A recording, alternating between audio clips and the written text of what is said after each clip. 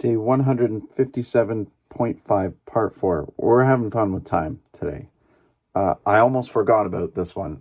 I haven't read this yet, but I saw the headline and I said I have to talk about that today. This is from the Toronto Star, written on Sunday by Sean McAuliffe. The title is Nostalgic for a Toronto That's Long Gone? COVID-19 proves living in the present is as vital as remembering the past. So that headline alone, I mean, I have not read this yet. I'll read it live here. Let's see. What's it all about? Okay. We all have a unique experience of the city. Good, bad, glorious, or forgettable. Moments and places mean different things to different people. There is likely no universal Toronto experience to be found. Perhaps something like the Raptors championship comes close, where nearly everyone was on that joyous bandwagon. Not me. I mean, I like basketball, but I'm not that into it. Still, there are some who didn't even care about that. Oh, yeah. The city life can be so individual, so singular, with millions of people living here. It is a testament to the wonderful and confounding complexity of the place. I was reminded of this when the legendary New York City writer Pete Hamill passed away earlier this month at age 85. Among the many pieces of his writing shared as people remembered him was his famous 1987 essay in the New York Magazine called The New York We Have Lost. Once there was another city here, and now it is gone, he wrote in his opening. There are almost no traces of it anymore, but millions of us know it existed because we lived in it, the lost city of New York. It's a sweeping and emotional piece as Hamill goes through the memories of what was, for him, a genteel New York life during his coming of age after the war, some 30 years before 1987. It's a New York where the men wore hats and ties to baseball games, and the city was rife with sandwich shops, jazz bars, and artists and writers. His writing is laced with bitterness, too. That is all gone. Though a New Yorker or visitor might say surely some of that existed when he was writing. And indeed, it still does today. It just wasn't Hamill's version of it. Early in the essay, he admits this kind of view has its limitations. In quote, nostalgia is a treacherous emotion. At once a curse against the present and an admission of the permanent resentment, never to be wholly trusted. In the final paragraph, too, he wonders if the hot nightclubs and new buildings of 1987 will be remembered the way he remembers his, and some most certainly are, as another 30 years have now passed. These admissions are a permission of sorts for him to go deep into his personal memory of the city, qualifying the indulgent nostalgia and maybe allowing readers who don't share these specific memories and times to superimpose their own on them.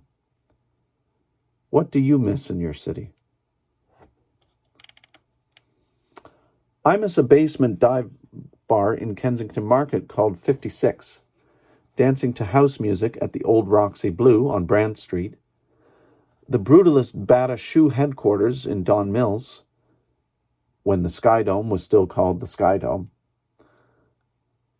the Aeroquay 1, the original round Terminal 1 at Pearson. The notion that a city is static, complete, at the moment we might desire is another ill effect of nostalgia. If there's any one constant of any city that isn't dead, it's that they're always changing. In May, I had meant to write something along these lines, as the first of that month was the 20th anniversary of my moving to Toronto, a momentous occasion that means absolutely nothing to anybody but me. Okay, perhaps my mom too. It was one of those indulgent milestones a writer looks forward to, an occasion to reflect, but deep in the early part of the pandemic didn't seem like the right time. Now, though, it's It's easy to be nostalgic for as recently as early March or any day in the time before, when doing everyday normal things was still normal. COVID-19 has magnified so many problems and laid out so many things that have to change. But it's also profoundly reminded us of the stuff we liked and loved. It puts in perspective how much can change not just over a few decades, but in a matter of weeks and days. Toronto, for me, is divided into the time before I arrived and after. I suspect most people who came here from elsewhere, just 4 hours along the Highway 401 like me, or from much further away, have a similar kind of time division. My coming-of-age memories are in Windsor, but that day in May 2000 is when my personal memories start to mix with an ever-changing Toronto. I could go back to that day, or if I could go back to that day, I'd probably think the skyline looked sparse, and be shocked by how much of the city was made up of vast empty parking lots, since filled in by residential and other development. Looking back over 20 years, there are places I miss, places that are gone, similar kinds of things that Pete Hamill missed, but there would be no lost Toronto, just some individual things that are missed by me and some others, but not by everyone else. Collectively, it's our city. Toronto is still there. Old gives way to new.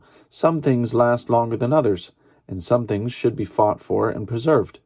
It's good to have memories, keep them alive, and compile your own Pete Hamill list. But this awful pandemic has reminded me that living in and appreciating the present is as important as remembering the past. It's not just me. I had also mentioned this Facebook group, photos of Rexdale or something like that. Now I better look it up to make sure I don't get it wrong.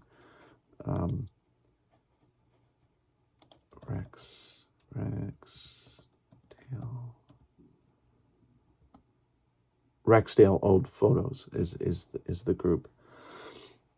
And I had mentioned how I've noticed in the last few months the membership in that group shot up like a rocket, and the contributions of photos from people of all ages is just it's like overload.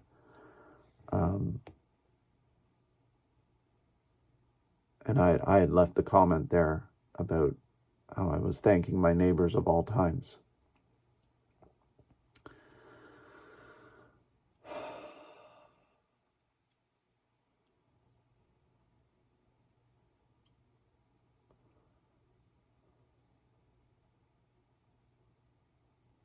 Yeah, it's the uncertainty about the future, I think, that also pushes us back into the past. There's a lot of uncertainty. And humans don't deal well with that. I mean, that's why we've been able to survive for so long, is because we can make predictions, even before we had science. Right? Science is kind of like the ultimate predictor. And artificial intelligence is also been called a prediction machine. And think about it, right? Humans have been using prediction forever, like, looking at the stars to figure out when to plant your crops and things like that.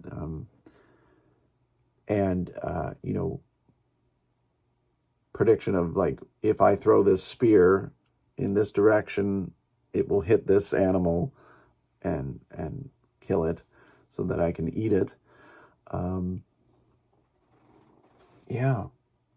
That's definitely a special thing we have. And then to all of a sudden take that away, or at least disrupt it to such an extent, that might explain all of the